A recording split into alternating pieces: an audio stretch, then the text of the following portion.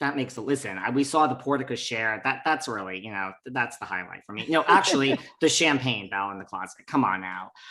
Well, listen, it hasn't all been smooth sailing. Like, what do you think it is about Noella that she just doesn't like you? You can do no right by her. Yeah, although in every interview she gives, she says I'm threatened by her. Yeah, she does say that. I know. Okay, whatever. What is it? I would tell you that when I met her, I had only met her. We had lunch together, Noella, Nicole, and I at Nobu. And then she came to my house for the party, which I really didn't get to talk to her because, chaos ensued very quickly. And then I saw her at Emily's house for Shane's party, where we were fine, great. I brought her a little present for being sweet to Max, and everything was fine. And then all of a sudden, she came over to my house and started telling lies about me and making up stories and all this nonsense that's been perpetuated. And so my thing is, like, I just don't like inauthenticity. Be who you are, be yourself. Don't lie about people. Don't make up stories. Don't try to create drama for drama's sake. Not only does it not work for me, it doesn't work for the audience. That's where I was headed. I mean, in the sense that, you hear like Vicki say, well, she's tried to get on the show for years, or I think Tamra said that, and you see a picture of her and Vicki. Like, do you think it's inauthentic in the sense that I've come in, like, studied about Housewives, and listen, you are the OG, that the return of Heather Dubrow, like, that was a big thing. Like, if I want to make my mark, this is the target I need to come against.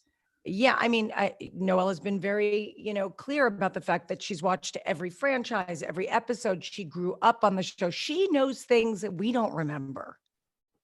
Everyone thinks I know everything. I'm like, honey, I don't remember any. I remember the big things, but not these small details like everyone else. No, she remembers every tiny detail, and it's disconcerting. And it's like, it's very difficult to, talk to someone who knows you on a weird level like that. People will always say, you can't find anyone to do a reality show anymore because everyone's watched them all and they play it like a game. I actually don't believe that's true. I think it's true for Noella, but I don't think it's true in general. I mean, I think Dr. Jen really hasn't gotten a fair shake this season. She's wickedly funny and very smart.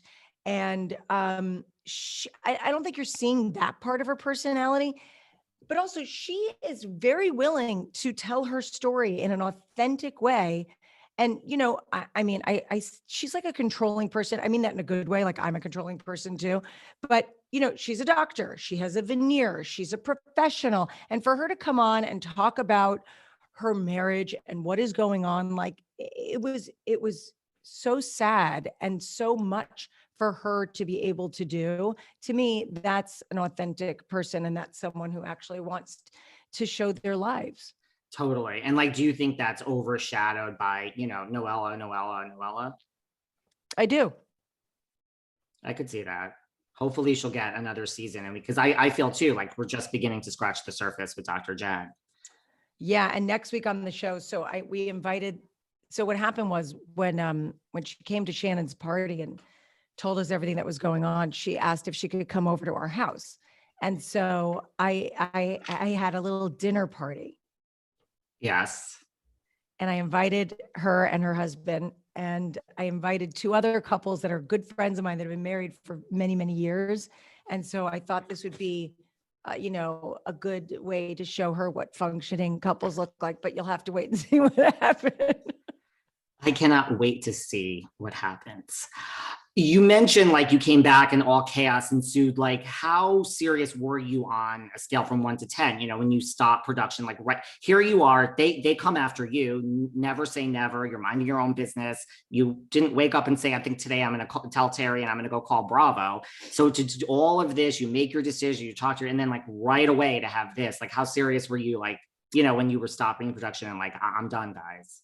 It felt like a betrayal. I mean, it just did. It felt like, you asked me to come back. I came back. I've opened up my house and my home and my family, and I get, like, attacked and ambushed in my house at the very first party. And it all felt so calculated. And I felt betrayed by so many people. And I know that there's a lot of people out there that feel like I overreacted and blamed Shannon. I think that there's more that comes out at the reunion that people might understand, and maybe they won't. Maybe people won't agree with me, but you know, that I don't know. I think that people will understand more why I felt the way I felt and why I reacted the way I did. Who did you feel the most betrayed by?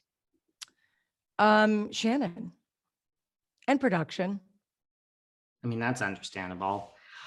Can you please clarify this? Like, here you are, there is this narrative out there that, you're Heather Godfather Dubrow. We could put like an Italian, we can change you from a nice Jewish girl from like Westchester to like, a nice Italian girl from Jersey, that you put the kibosh on Nicole James and said, she's out of here because she spoke up about something. Didn't happen. As a matter of fact, I tried to talk her into staying. I like Nicole. I've known Nicole for like 7 years. We were never like best friends, but we're friendly. And I'd see her at events, and I had a baby shower for a friend a couple of years ago. She was there, friendly. Always ran into her at a restaurant. She's always nice. Never have heard her say an unkind word about anyone. I ran into her. They had asked me to bring a friend on, and I had run into her at a restaurant. I was like, oh my gosh, she's so perfect. She's beautiful. She's got this great lifestyle. She's so nice. She's fun. She likes to have fun. She's got this great family. I thought she'd be perfect. And so I talked to her. I'm the one that brought her on the show, ironically. And then when all this went down, she and I were fine. This was, what happened 20 years ago. And by the way, if you listen to Heather Dubrow's, when is this airing? Monday, the day before 7-Year Stitch, which we're about to talk about. So last week's episode of Heather Dubrow's World, you can hear Terry talks about what happened, because there's a lot of misinformation out there, but nothing happened. It was a lawsuit. She dropped it. There was no settlement. There was nothing happened. Trust me, if we had to pony up money, you'd think we wouldn't remember? We'd remember. This was like just something from 20 years ago that got dropped. And I felt so bad that I had brought her onto the show. And then she was ambushed in my house. I mean, like, it was, of course I wasn't upset with her. And then I wanted her to stay because I was like, all right, well, that's over. You're good. Just stay. But I think the show just wasn't right for her. It's not right for everybody, right? No. Well, right. Like, you had nothing to hide. It was 20 years ago. You wanted her to stay. What do you say, like, do things always come out? Allegedly, we look at like Jen Shaw at Salt Lake and what she's done, Erica Jane and Tom Girardi, allegedly, what happened with like Teresa Giudice, not comparing that to your situation where there was nothing and there was like, but all these things that come out, infidelities, like, do things always come out? Like, if you're going to join Housewives, for anyone out there looking. They do, but then there's also people on the show that try to dig for things and find things. And that I have no tolerance for.